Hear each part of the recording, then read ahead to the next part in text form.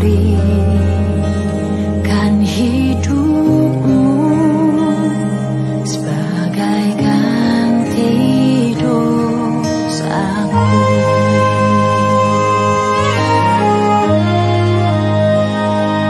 Lebih dari yang kukira, pengampunan yang kuterima, kasih Yesus yang abadi mengalir di Kalvari.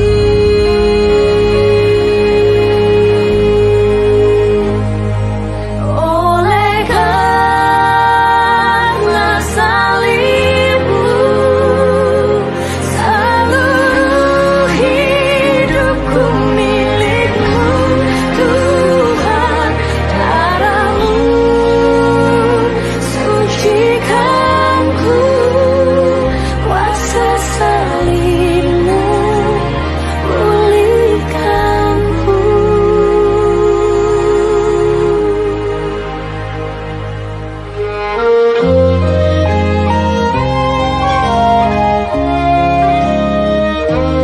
Lebih dari yang kukira, pengampunan yang kuterima, kasih Yesus yang abadi mengalir di Kalvari.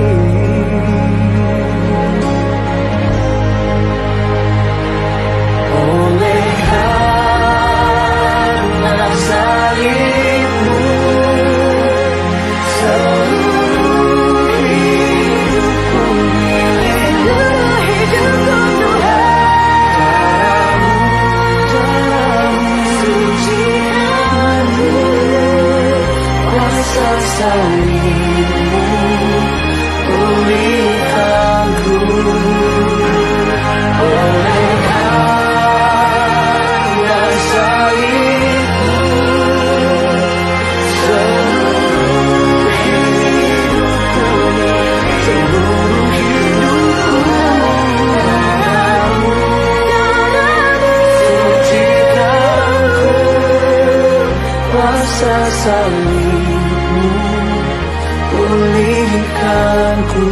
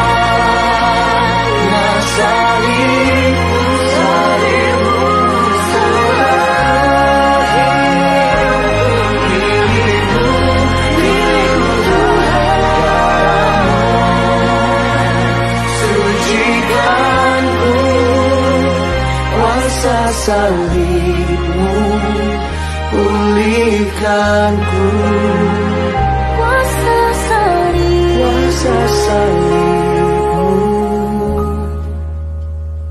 pulihkanku.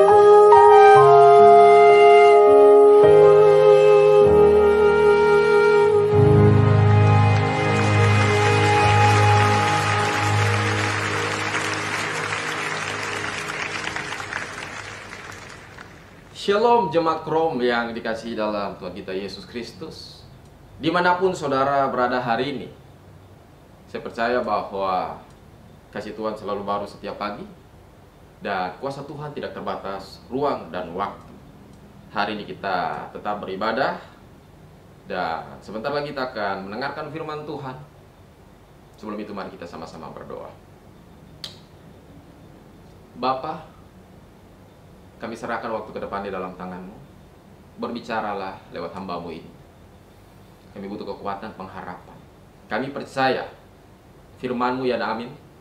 Firman-Mu dapat mengubah seluruh kehidupan kami. Karena firman itu Tuhan sendiri, kami siap mendengarkannya. Di dalam nama Tuhan Yesus Kristus kami berdoa dan mengucap syukur. Haleluya. Amin. Jemaat yang dikasihi Tuhan, hari ini kita semua sama-sama stay at home. Itu kata pemerintah.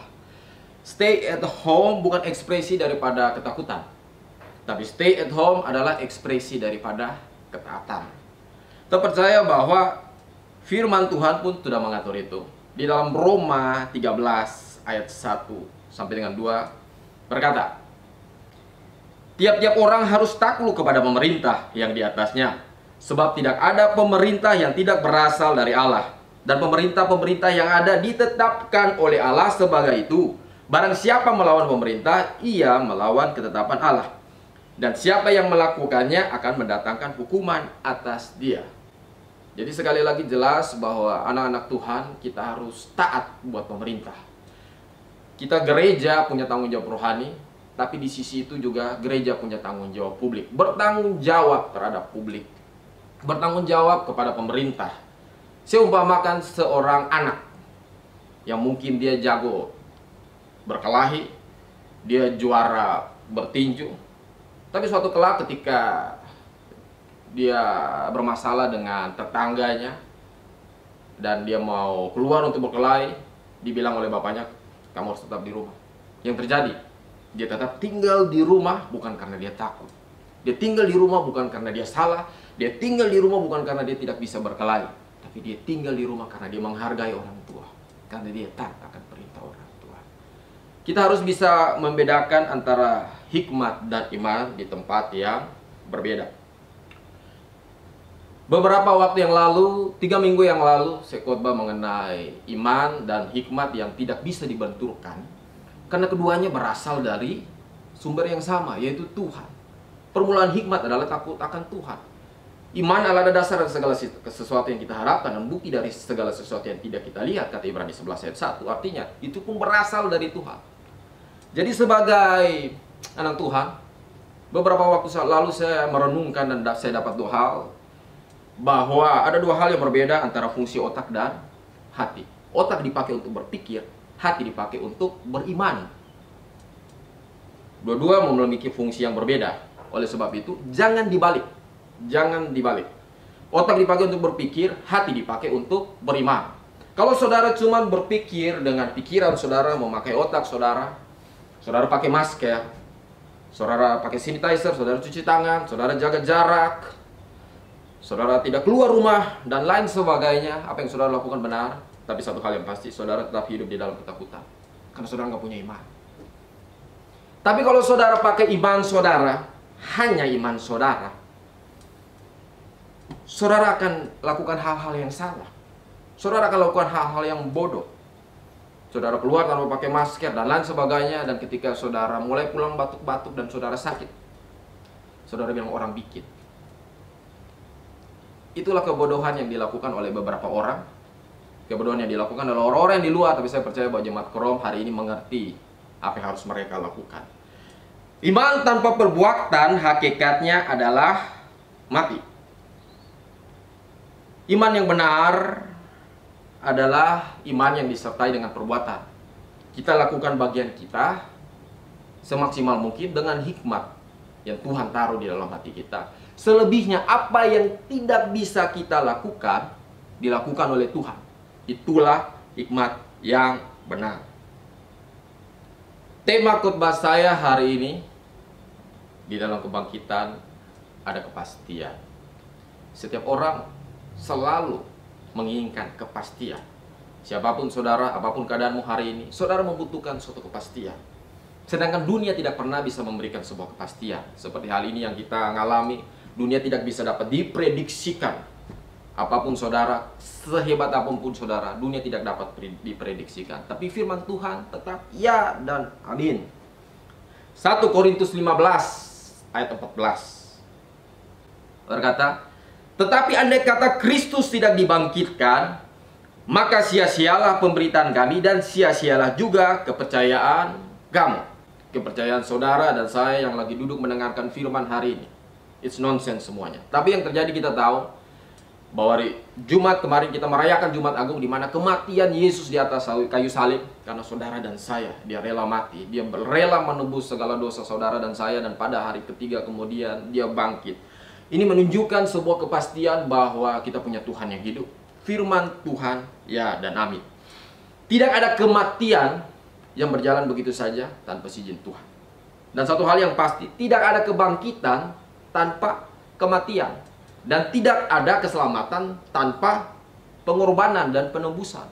Semua itu menjadi suatu gambaran yang tidak terpisahkan. Kematian Yesus tidak jadi begitu saja. Tuhan kita Yesus Kristus tahu kapan dia akan ditangkap, dia disiksa, dia disalibkan, kemudian dia mati, dan pada hari ketiga dia bangkit. Bahkan segala sesuatu itu sudah dinubuatkan oleh Nabi Yesaya. Kami percaya sebagai orang benar bahwa semua yang terjadi atas izin Tuhan, semua yang terjadi atas kehendak Tuhan, semua yang terjadi atas kontrol Tuhan, dan di dalam semua yang terjadi kuasa Tuhan tetap bekerja dalam kehidupan saudara. Dan yang paling terpenting adalah bukan saudara menjalani kehidupan saudara tanpa kepastian. Hidup saudara dalam kepastian, ada dalam perlindungan, ada dalam penyertaan Tuhan. Saudara tahu bahwa setiap hari saudara berdoa dan Tuhan tetap menyertai saudara sampai hari ini. Tapi pernahkah saudara berdoa, Tuhan, apa yang lagi Tuhan mau bicara buat saya hari-hari ini? Lewat semua kejadian yang ada, sebenarnya Tuhan lagi bicara sesuatu buat saudara. Tuhan lagi menyampaikan pesan buat saudara, sesuatu hal yang penting.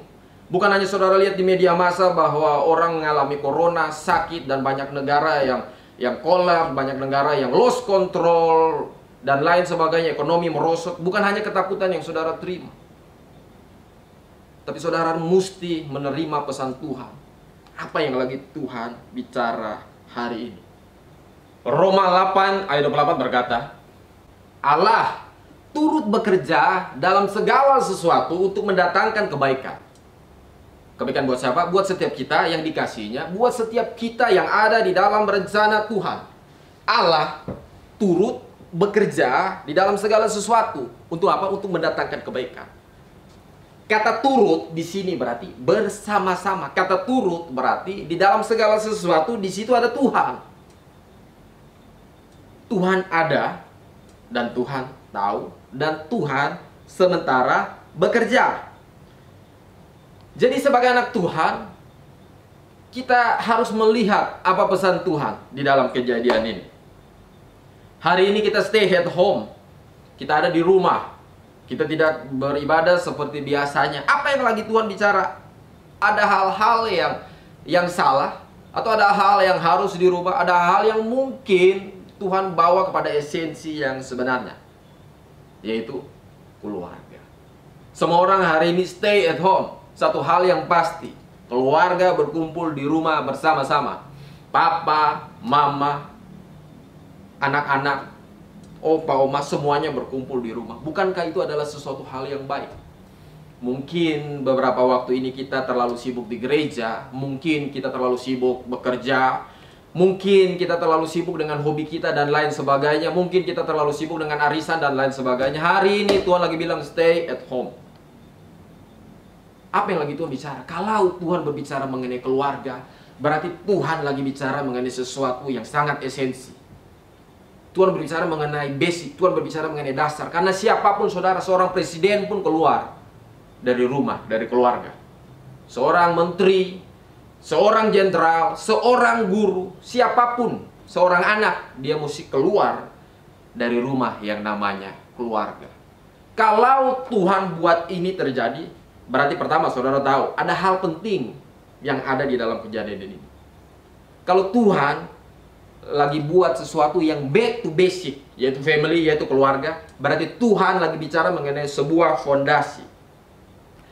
Kalau Tuhan berbicara mengenai sebuah fondasi, berarti Tuhan lagi berbicara mengenai hal-hal yang sangat esensi, hal yang mendasar. Saudara tahu, kekuatan bangunan itu ditentukan oleh fondasi. Kalau fondasi itu dirubah, berarti seorang tukang tahu bahwa fondasi daripada sebuah bangunan itu rapuh. Kalau Tuhan lagi mengubah fondasi kehidupan kita, berarti kita mesti harus tahu bahwa ada sesuatu hal yang lebih besar. Ada satu goncangan yang lebih besar yang akan terjadi di kemudian hari. Oleh sebab itu, Tuhan lagi mengembalikan anak-anak Tuhan buat esensi yang sebenarnya. Kembali keluarga, start from home. Ada unity di situ. Untuk bisa menyikapi hal-hal, goncangan yang lebih besar yang terjadi di kemudian hari. Firman Tuhan katakan bahwa angkatan ini tidak akan berlalu sebelum semua ini terjadi. Di dalam 2 Timotius 3 ayat 1 berkata, ketahuilah bahwa pada hari-hari terakhir akan datang masa yang sukar. 2 Timotius 3 ayat 12 berkata, memang setiap orang yang mau hidup beribadah di dalam Kristus Yesus akan menderita aniaya. Perikopnya berbicara mengenai akhir zaman. Oleh sebab itu, ada 3 hal yang lagi Tuhan mau bicara buat kita, jemaat Kristus. Yang pertama bahwa mengenai ibadah yang benar. Ibadah itu tidak tergantung oleh gedung ibadah, tidak tergantung oleh liturgi, tidak tergantung oleh tata cara, tidak tergantung oleh worship leader, tidak tergantung oleh semua alat musik. Ibadah itu cuma kita dan Tuhan. Menyembah di dalam roh dan kebenaran. Semua yang kita lakukan itu baik. Tapi ibadah yang benar tidak tergantung dengan semua atribut yang ada. Yang ada cuma saudara dan Tuhan. Poin yang kedua adalah bangun keluarga yang benar. Di dalam situasi yang terjadi sekarang ini, Tuhan lagi membuat pemulihan buat keluarga-keluarga. Maleakhi 4 ayat 6. Maka ia akan membuat hati bapak-bapak berbalik kepada anak-anaknya, dan hati anak-anak kepada bapak-bapaknya, supaya jangan aku datang memukul bumi sehingga mustah. Seringkali saudara tahu bahwa di rumah terjadi konflik. Mungkin gak bicara, bisa jadi selama sebulan, 2 bulan, bertahun-tahun, tapi kita tetap masih bisa pergi ke gereja. Gak ada orang yang tahu. Perselisihan itu terjadi bertahun-tahun, tapi gak ada orang yang tahu. Hari ini, saya mau bilang saudara bertobat. Pemulihan itu harus terjadi dimulai dari keluarga saudara. Hari ini ketika semua, jelas Tuhan bilang berkumpul karena ada badai yang lebih besar. Bagaimana badai itu datang? Ketika badai itu datang dan tidak ada persatuan di dalam keluarga itu yang celak, saudara pasti akan berantakan. Di dalam kesehatian, di dalam unity, di situ ada kekuatan. Saudara mungkin beribadah, saudara mungkin keluar, saudara diberkati. Bagaimana dengan papa saudara, mama saudara, istri saudara, anak-anak saudara? Saudara nggak mau tahu dengan itu. Hari ini saya mau bilang, bertobat kalau saudara ada di situ. Tuhan mau pakai saudara untuk menjadi pemulihan buat keluarga saudara. Satu orang bertobat, sisi keluarga diselamatkan. Tuhan lagi taruh itu. Tuhan lagi taruh itu buat saudara. Tanpa pewahyuan menjadi liar rakyat. Kalau saudara tahu caranya berbuat baik dan saudara tidak melakukan, saudara berdosa. Ketika orang bertobat bukan karena saudara, tapi karena kuasa yang ditaruh dalam diri saudara untuk difirmankan, untuk diberitakan. Saudara tahu bahwa kerajaan surga bukan berbicara mengenai kata-kata, tapi kerajaan surga berbicara mengenai kuasa. Lewat saudara, keluarga saudara bertobat. Lewat saudara, keluarga saudara dipulihkan. Lewat saudara, kehidupan keluarga saudara ada sukacita dan damai sejahtera. Dimulai dari saudara. Dan hari ini Tuhan lagi mau pakai saudara dimanapun saudara berada, jadi duta kerajaan surga. Yang berikut, Tuhan lagi mau bilang bahwa penyembahan yang benar itu dimulai dari keluarga. Bukan di tempat ibadah oleh worship leader yang suaranya bagus. Penyembahan yang benar bukan dimulai oleh seorang hamba Tuhan pendeta di dalam gereja. Tapi penyembahan yang benar dimulai oleh kepala keluarga. Kepala keluarga adalah imam di dalam keluarga. Hari ini Tuhan lagi mau pesan bahwa dimanapun engkau berada, kalau engkau adalah kepala keluarga, jadilah imam yang benar. Efesus 5 ayat 23 berkata, karena suami adalah kepala, istri sama seperti Kristus adalah kepala jemaat. Dialah yang menyelamatkan tubuh. Kalau saudara mau hidup keluarga diselamatkan, hidup keluarga saudara ada di dalam penyertaan dan perlindungan Tuhan, seorang kepala rumah tangga harus berdiri sebagai imam. Dia harus berdoa buat anak-anaknya. Dia harus memimpin, memberikan pengertian, membagikan iman yang ada padanya. Karena dia adalah pemimpin. Karena Tuhan berbicara lewat pemimpin. Lewat seorang pemimpin, keluarga itu diberkati. Bangkit dan pegang tongkat itu, kuasa ada di tanganmu. Tuhan menyertai kehidupan saudara karena apa? Karena firman-Nya jelas bahwa suami adalah kepala istri. Kristus, jemaat, kepala keluarga, istri dan anak-anak. Semuanya punya aturan main yang jelas. Berfungsilah sebagai keluarga yang benar. Yang ketiga, persiapkan keluargamu untuk masa yang akan datang. Untuk masa kesukaran. Hari ini kita lagi belajar sesuatu bahwa penyembahan yang benar dimulai dari keluarga. Di amanah ada unity, di situ ada kekuatan. Kita nggak tahu apa yang terjadi ke depan. Tapi hari ini pola yang benar sedang Tuhan ajar. Mungkin kalau sesuatu masa kesusahan itu datang, minimal anak-anak saudara-saudara latih suatu waktu ketika masa kesusahan datang, mereka tahu bagaimana cara menyikapi, bagaimana berkumpul bersama, berdoa bersama-sama, menaikkan pujian bersama-sama, saling menguatkan di dalam keluarga. Ini adalah kekuatan yang lagi Tuhan ajar hari-hari ini. Kita mesti tangkap itu dan kita mesti mengerti akan musim yang sedang terjadi di dalam kehidupan kita hari-hari ini. 1 Korintus 3 ayat 12. Entahlah orang membangun di atas dasar ini dengan emas, perak, batu permata, kayu, rumput kering, atau jerami. Sekali kelak pekerjaan masing-masing orang akan nampak, karena hari Tuhan akan menyatakannya. Sebab ia akan nampak dengan api, dan bagaimana pekerjaan masing-masing orang akan diuji oleh api itu. Semua jelas. Saudara mau tahu atau saudara mau tidak tahu, saudara mau belajar atau saudara mau tidak belajar, ketika ujian itu datang, saudara akan duduk di bangku yang sama. Saudara harus mengisi soal yang ada di depan saudara. Hari ini kita punya waktu yang begitu banyak. Prepare dirimu, persiapkan dirimu, persiapkan anak-anakmu. Seperti 5 gadis bijak dan 5 gadis yang bodoh. Kita nggak tahu kapan itu datang. Tapi tugas kita sebagai orang yang bijaksana, sebagai anak Tuhan yang berhikmat, kita tahu kita punya kesempatan, kita punya bagian. Lakukanlah bagianmu yang benar, yang baik. Lakukanlah firman Tuhan. Prepare, persiapkan anak-anakmu. Mulai bangun misma itu di dalam rumah. Berbicaralah buat anak-anakmu, keluargamu. Pemulihan itu terjadi untuk mempersiapkan hari-hari yang ke depan. Firman terakhir, kebangkitan Kristus. 1 Korintus 15 ayat 1 sampai dengan 4 berkata, dan sekarang saudara-saudara, aku mau mengingatkan kamu kepada Injil yang aku beritakan kepadamu, dan yang kamu terima, dan yang di dalamnya kamu teguh berdiri.